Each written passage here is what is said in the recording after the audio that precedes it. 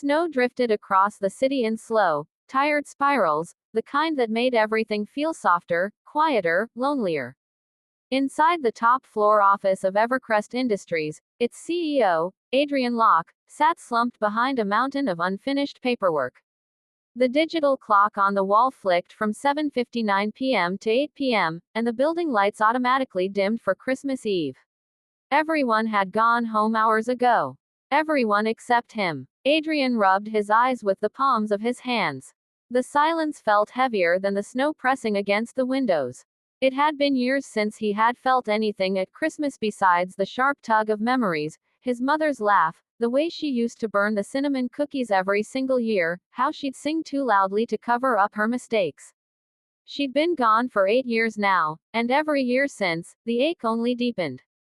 He was alone, truly alone. And this year, more than most, loneliness clung to him like an unwelcome shadow. Because even after pouring every second of his life into building the company, he still couldn't outrun the emptiness. When the elevator chimed somewhere in the building, he didn't even look up. Security sometimes did late-night rounds. Maybe they'd forgotten something. But then he heard footsteps, tiny ones. Light, fast, almost like skipping. Adrian frowned. Children were never allowed here. He stood slowly, listening harder. A soft humming traveled down the hallway. Then the footsteps grew louder, closer, until a small face appeared around the doorway. She couldn't have been more than 6. She wore a bright red coat with little white pom-poms at the hood, her curly brown hair sticking out wildly from beneath a woolen hat decorated with a felt snowman. Her boots dripped melting snow onto the polished floor, forming tiny puddles. She stared at him like she'd found a lost puppy. Adrian blinked. "How did you get in here?" Instead of answering, the little girl walked straight into his office, clutching a lopsided paper bag covered with crayon drawings. She looked around with the fascination of someone entering a fairy tale castle. "Wow," she whispered, eyes wide. "You must be really rich." He nearly choked on air. Where is your mother?" "Downstairs," the girl said cheerfully. "She's talking to that big dude in the shiny jacket. I told her I wanted to see the top floor 'cause the snow looks prettier from up high. She said no, but then she was busy filling out a form, so I ran to the elevator and, here I am." She raised her mittened hands with a triumphant grin. "A runaway child. Wonderful." Adrian walked around the desk. "Sweetheart, you can't be wandering alone in a building like this." "What's your name?" "Lila," she said. Then without hesitation, "What's yours?"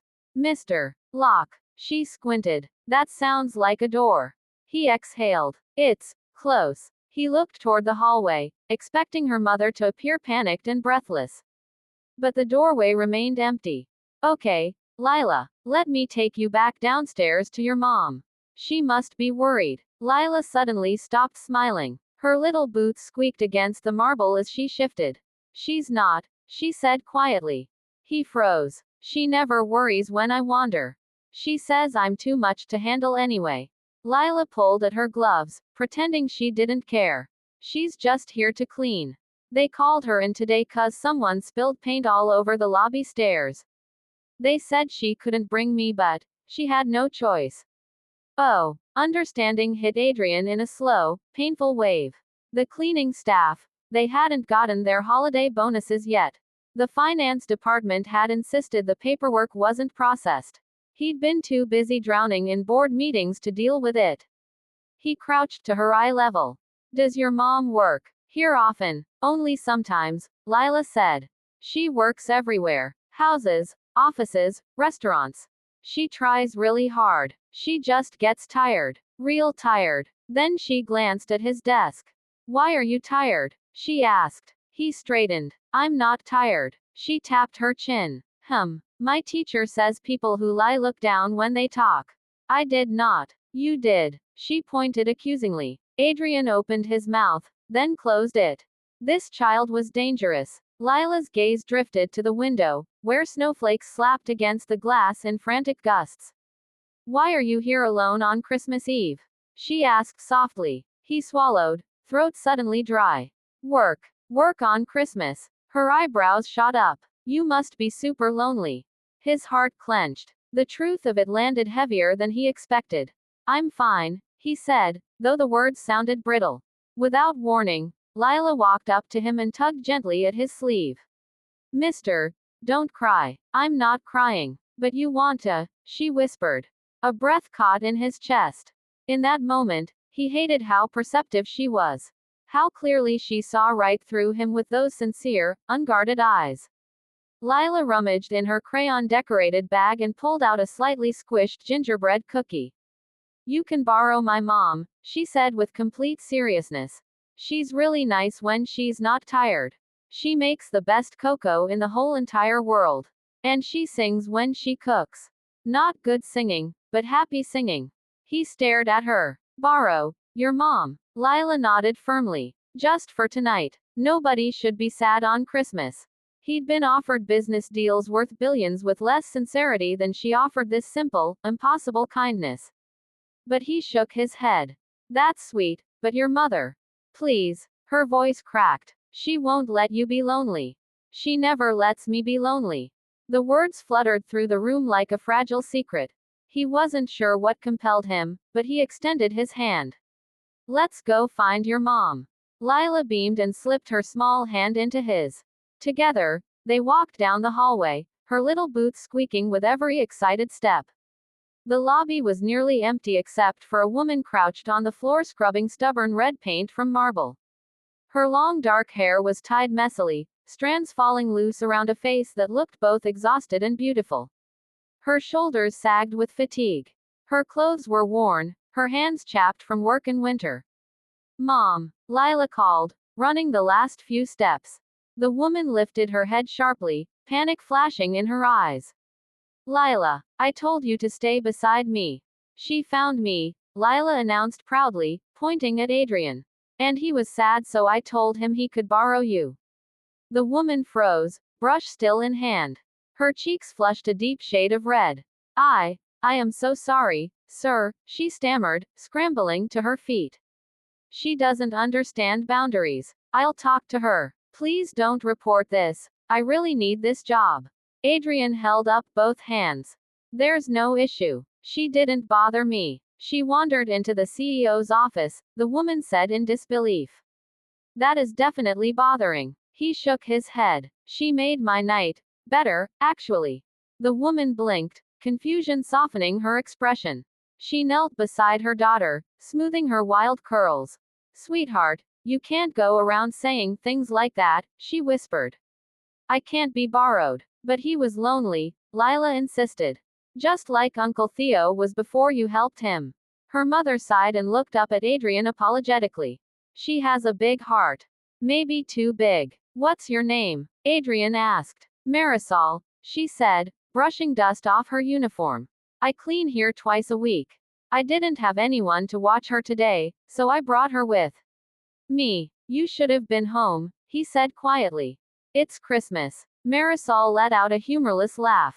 Christmas doesn't pause bills. He looked at the streaks of red paint on the floor, the bucket of cold water, her trembling hands, and something shifted inside him, something warm, unsettling, unfamiliar.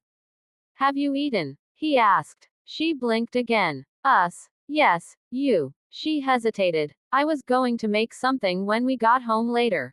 Nothing fancy. Lila doesn't mind. Mom makes noodles, Lila whispered loudly. Every day. Adrian's chest tightened. Come upstairs, he said impulsively. Both of you. Marisol's eyes widened. Sir, I can't. Please, he said. And even he was surprised by how much he meant it. It's Christmas Eve. And no one should spend Christmas alone. Not you. Not your daughter. Not me. Lila tugged her mother's sleeve. Please, Mom. He needs us. Marisol looked between her daughter and the lonely CEO whose eyes held a quiet desperation he probably thought he hid well. Finally, she nodded. The elevator ride felt lighter this time, almost warm.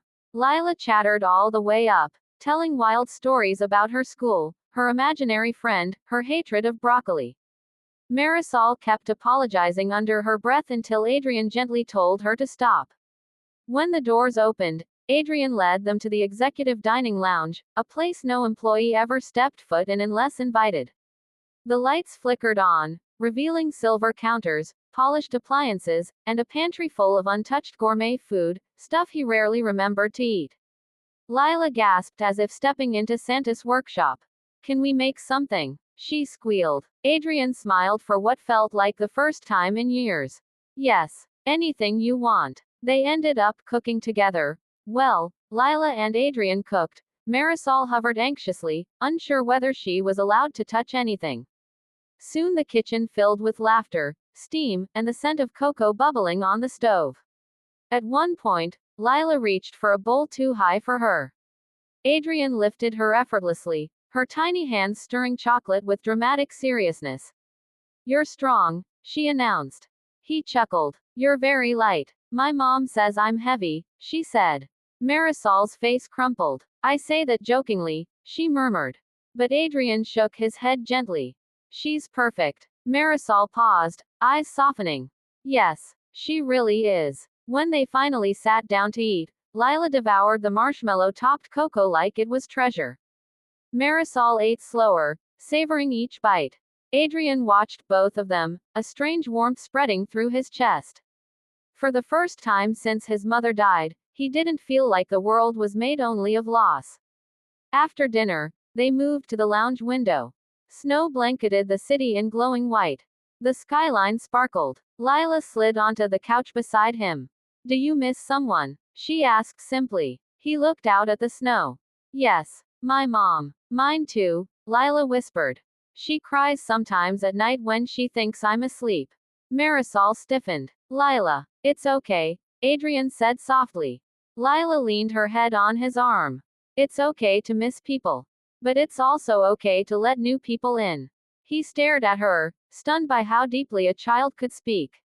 Marisol sat across from them, hands clasped tightly. Thank you, she said quietly. For dinner. For letting us stay. You didn't have to. I wanted to, he said. More than you know. Silence settled over the room, gentle and full.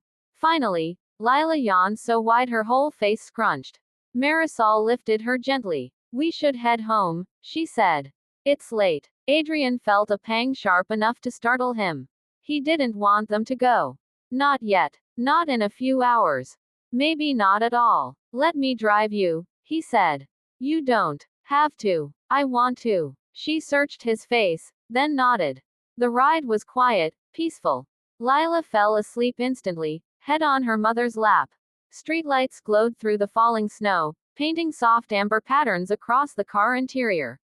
When they reached their small apartment, Marisol carried Lila inside, then turned back to him at the door.